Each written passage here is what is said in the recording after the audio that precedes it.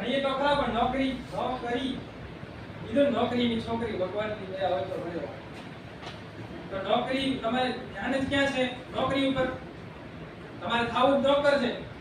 આજે તમે ભણો ને એમાં એટલી તાકાત છે કે તમે જો સમજો અને એનો ઉપયોગ કરો તો તમે ક્યાંથી ક્યાં પહોંચી જાઓ. જો તમે ચોપડી આટલું કહેશો કે આ યાર આવડી ચોપડી આમાં તો શું કરવું યાર સમજાતું નથી તો મેળ નહીં પડે. પહેલા નોકરી માટે ભણો નહીં. એ પ્રોબ્લેમ કોઈ કે ભણશું તો નોકરી મળશે કે નહીં.